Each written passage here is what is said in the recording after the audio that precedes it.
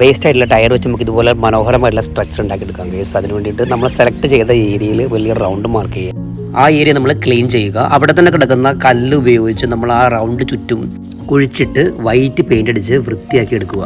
Plastic പൈപ്പിൻ്റെ പകുതിയോളം വരുന്ന ഒരു ചെറിയ ഇരുമ്പ് പൈപ്പ് എടുത്ത് കുഴിച്ചിട്ട ശേഷം സ്ട്രോങ് ആയിട്ട് അതിൻ്റെ മുകളിൽ ഈ വലിയ പ്ലാസ്റ്റിക് പൈപ്പ് ഇറക്കി വെച്ച് അത്രത്തോളം മണൽ നിറയ്ക്കണം കേസ്, അല്ലെങ്കിൽ ലോഡ് താങ്ങാൻ ബുദ്ധിമുട്ടായിരിക്കും.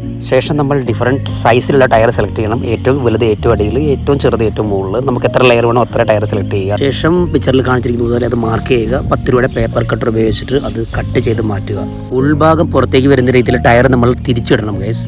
ടയറിനെ താങ്ങി നിർത്താനായിട്ട് 2 കമ്പി മുറിച്ച് ക്രോസ് ആയിട്ട് പൈപ്പിൽ നമ്മൾ ഫിറ്റ് ചെയ്യണം. അതിനുവേണ്ടി പൈപ്പിൽ നേരത്തെ തന്നെ മാർക്ക് ചെയ്ത് വെക്കണം. ടയറിൻ്റെ സൈസിനനുസരിച്ച് വേണം കമ്പി മുറിക്കാനായിട്ട്. പുറത്തേക്ക് പ്രൊജക്റ്റ് ചെയ്ത് നിൽക്കാൻ പാടില്ല.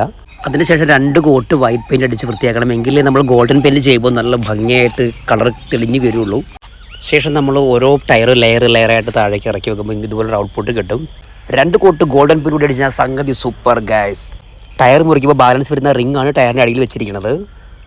പുറകിലുള്ള ഭിത്തി ഡിസൈൻ ചെയ്ത് അതിൽ ഹാങ് ചെയ്തിരിക്കുന്നത് അത് തന്നെയാണ്.